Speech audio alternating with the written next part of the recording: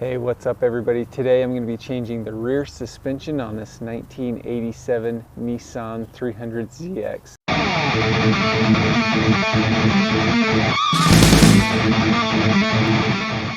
So I'm planning on changing both the strut and the spring. I haven't done it before on this specific car, so this should be a little bit of a learning experience. There's just one bolt on the bottom of the strut that I need to take off, and then there's a couple on the top that you're going to get to by taking off the speaker cover in the rear, and that should give you access to those bolts. So there are actually 3 bolts on this top portion. I could only see 2 originally, but there's 2 towards the rear of the car and then 1 towards the front. Okay, so I think I got these loosened up. Like I said, one of them is pretty easy to access.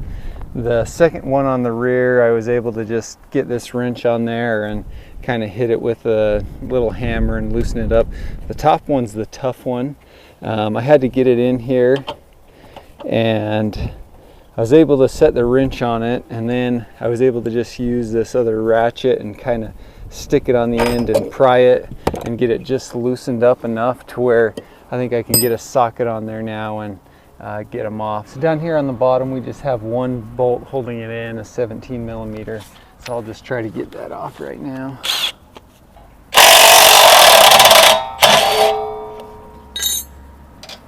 Okay, so we got the bolt off, so now I'm just going to get a hammer and pound that pin out.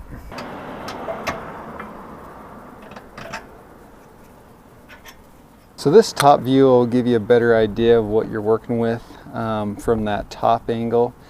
So it's just sitting in there like this. This one's the easy one to get, and then these other 2 are kind of underneath. Now I just need to transfer all this hardware onto the new strut. So it looks like there's just one bolt on here. Let me take that off and see what happens. So this is a 14. Now I'm going to stick all these pieces of hardware on here. This thing came with a couple bushings and things, but it doesn't look like they're the same as what was on this one. And these ones look like they're still in decent shape, so I am going to use the stock ones here. Alright, so I'm just going to assemble it in the same order that I took everything off. And the first thing that goes on is this little bump stop.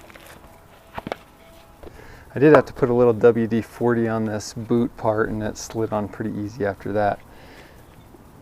So the next part is this, and then this bushing goes in here.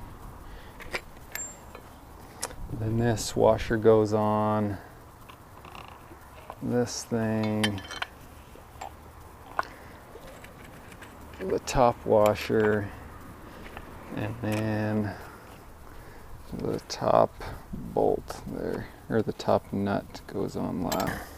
Before I put this in, I'm going to change the spring, and so we'll do. So the drive axle, you can see that there's a few bolts in here that I'm going to need to unhook to get it off. But to free up some more space, I'm actually going to undo these 2 here. This is a 17, I believe, and then a 12 millimeter right here. So I'll undo those, and hopefully this will swing down and give me enough room to take those other bolts off of the drive axle and get it out. So after you get those 2 bolts off, I just pulled this piece down a little bit. Now I think there's 3 sets of these bolts. There's 2 together, but there's 3 sets, so 6 bolts. And it appears like they have a nut on the back side of them. This is pretty hard to see. I don't know what you guys can see. You can see my wrench is hanging on the back side, but you're gonna have to have a wrench on the back, and then hopefully on the front with a ratchet or something you can get it off.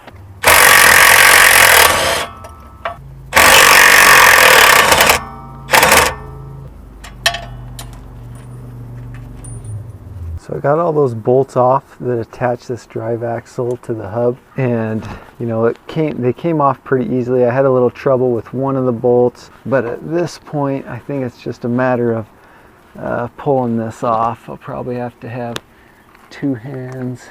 What's up everybody? Day 2 here. I got the wolf shirt on, so you know I mean business. So let's get this done today. I actually got the spring out last night. All I did was push down on this hub and pull the spring and it came right out, no problems. I'm going to keep my fingers crossed that putting in the new spring goes in just as easy as pulling the other one out. The one problem I do have is this insulator that goes on the bottom of the spring is torn in half, as you can see, which probably wouldn't be a big issue, except I can't find the part anywhere. Now, I looked online on Rock Auto and AutoZone, all those places, and I can't find it. And so I'm just going to duct tape this one and keep my fingers crossed that it will hold together for me. All right, so I got my part all duct taped together here. Now, when you pull the spring out, you're going to want to keep track of the orientation that it was in so that when you put the new spring in, you can put it in the same way. When I pulled mine out, I know that on the bottom, the very end of the spring was facing out towards the car, and then the top part just kind of lined up wherever. But I am going to try to put this thing back in here.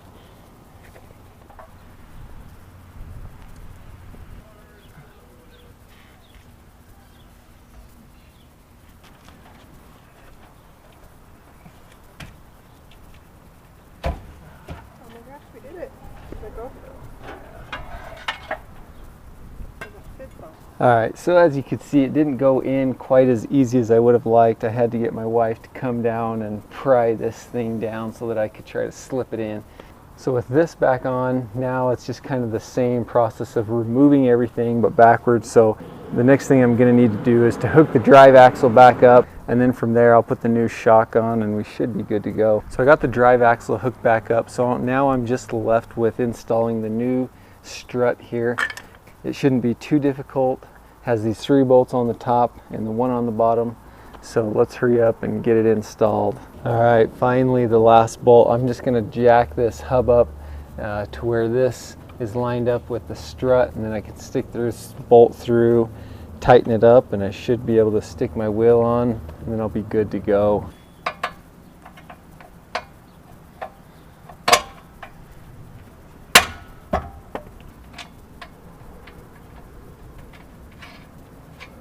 All right, I got everything installed, the tires back on, but the bad news is now I still need to do the other side. It's pretty hot out here right now, so I'm gonna wait till it cools off a little bit to do that, but it should be the same as this side. I am also planning on replacing the front shocks, so if you want to see that, subscribe to my channel.